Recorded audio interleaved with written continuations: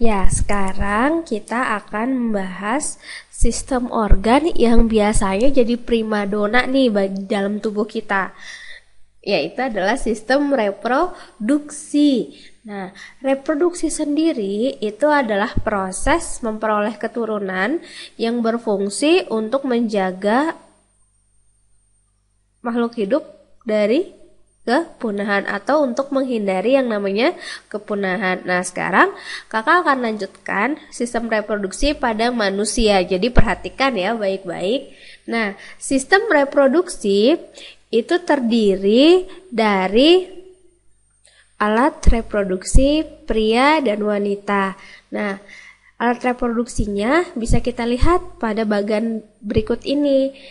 Kalau pada sistem reproduksi pria, alat reproduksinya terdiri dari testis, di mana testis ini nanti akan menghasilkan sperma atau spermatozoa. Kenapa bisa menghasilkan spermatozoa? Karena di dalam testis itu terdapat saluran yang disebut dengan tubulus seminiferus. Ya, saya tulis ya. Jadi terdapat saluran yang dinamakan dengan saluran tubulus seminiferus. Kemudian ada epididymis yang berfungsi untuk pematangan, saluran vas deferens, saluran uretra untuk pengeluaran, dan ada penis. Ada yang kurang. Di dalam reproduksi pria ada yang namanya kantung sperma atau nama lainnya vesika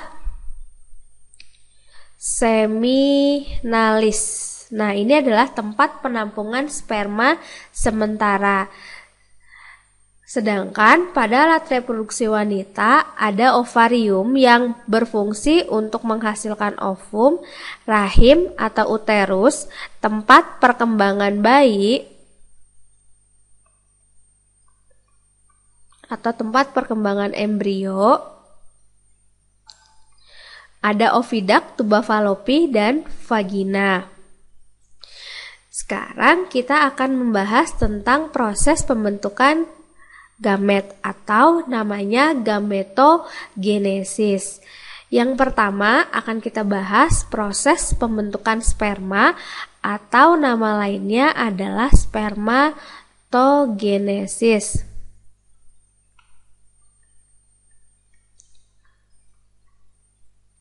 Nah, proses pembentukan sperma itu terjadi di dalam yang namanya testis atau di dalam tubulus seminiferus. Pertama-tama ada sebuah sel yang namanya sel Sertoli yang ini nanti berfungsi untuk menutrisi bagian-bagian di dalam testis atau tubulus seminiferus. Nah, bakal sel kelamin yang nanti akan membentuk sperma di dalam testis itu namanya spermatogonium. Spermatogonium nanti akan membelah menjadi spermatosit sekunder, di mana spermatosit sekunder ini melalui proses meiosis akan membentuk spermatosit. Maaf, saya ulangin ya. Jadi spermatogonium nanti berkembang menjadi spermatosit primer. Nah, spermatosit primer ini nanti akan tumbuh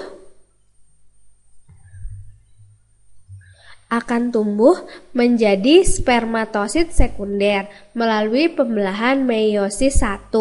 Nah, karena dia mengalami pembelahan meiosis 1, maka dari 2N atau diploid dia pada spermatosit sekunder akan menjadi haploid karena di sini dia mengalami reduksi. Dari spermatosit sekunder berubah menjadi spermatid. Spermatid ini masing-masing akan membentuk 4 sperma, masing-masingnya membentuk 1 sperma. Sehingga karena ada 4 spermatid maka akan membentuk 4 spermatozoa. Jadi, dalam satu kali pembelahan spermatogonium dari satu sel, nanti dia akan menjadi 4 sel yang fungsional. Nah, setelah selesai dibentuk, nanti sperma ini akan menuju ke epididymis untuk dimatangkan. Makanya yang namanya epididymis ini berfungsi untuk pematangan sperma. Kemudian dari epididymis nanti akan disalurkan melalui vas deferens. Dari vas deferens akan dilanjutkan ke dalam kantung sperma atau vesika seminalis. Dari vesika seminalis baru deh dikeluarkan melalui uretra dan penis. Nah, itu adalah pembentukan sperma. Sekarang kita akan membahas oogenesis atau proses pembentukan ovum. Kalau spermatogenesis terjadi di dalam testis, kalau oogenesis terjadi di dalam ovarium. Makhluk hidup manusia terutama wanita itu memiliki 2 buah ovarium atau sepasang kanan dan kiri, di mana di dalam ovarium ini proses pembentukan ovum terjadi dari oogonium yang mengalami pembelahan mitosis dan berubah menjadi primary oosit atau oosit primer.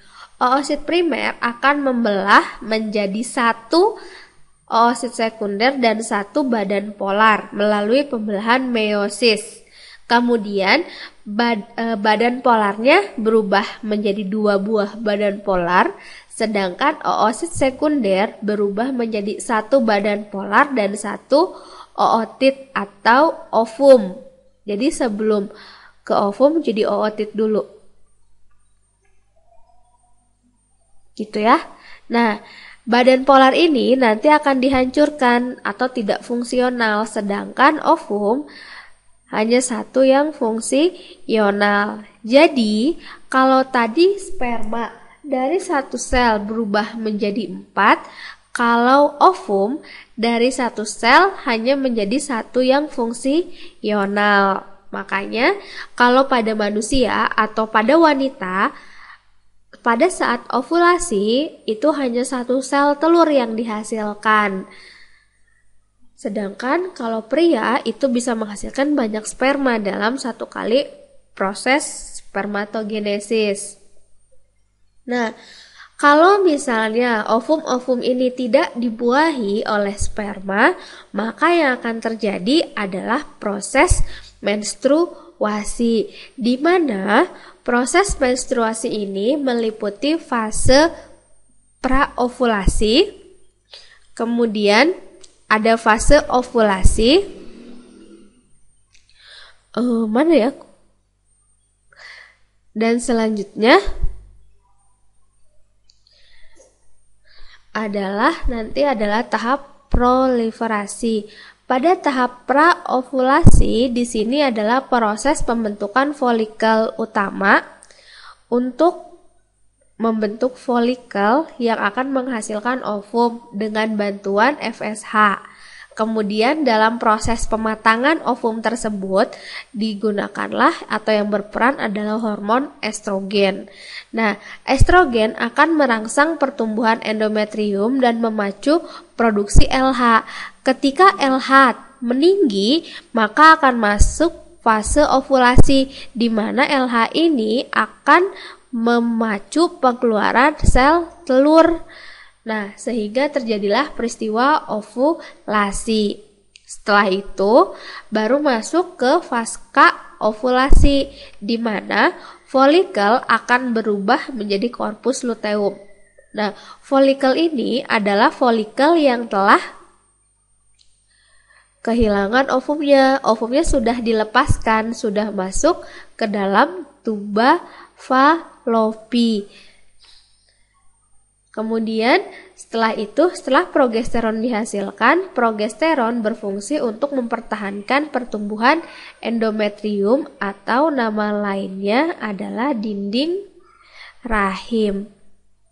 Untuk lebih jelasnya, mari kita perhatikan gambar berikut ini. Nah, pada gambar ini ditunjukkan ada yang atas, ini adalah pertumbuhan folikel, yang bawah adalah peningkatan hormon, dan yang ini adalah ketebalan dari dinding rahim. Pada tahap awal, yaitu pada proses menstruasi, kita perhatikan bahwa di sini dinding rahimnya tipis karena dia meluruh. Sedangkan FSH ini merangsang proses pembentukan folikel primer. Jadi ini adalah folikel primer. Nanti folikel primer akan berkembang, terus berkembang. Nah, pada tahap ini, pada tahap yang kedua, di sini sudah mulai terjadi pengeluaran estrogen. Estrogen akan memacu LH meningkat sampai tahap sangat tinggi. Pada sampai tahap sangat tinggi ini barulah terjadi proses yang namanya ovulasi. Nah, setelah ovulasi, ini kan folikelnya hilang nih, ovumnya udah masuk ke tuba falopi. Nah, folikel ini akan tumbuh menjadi korpus luteum, di mana korpus luteum ini nanti menghasilkan progesteron. Kalau terjadi kehamilan, progesteron akan tetap dipertahankan. Kalau tidak, maka korpus luteum berubah menjadi korpus albikan sehingga progesteronnya turun, dan nanti di sini mulai mengalami menstruasi kembali. Nah, mudah-mudahan paham ya tentang penjelasan sistem reproduksi yang kakak jelaskan. Kalau gitu, kita akhiri pembahasan tentang sistem reproduksi ini. Sampai bertemu di pembahasan-pembahasan selanjutnya.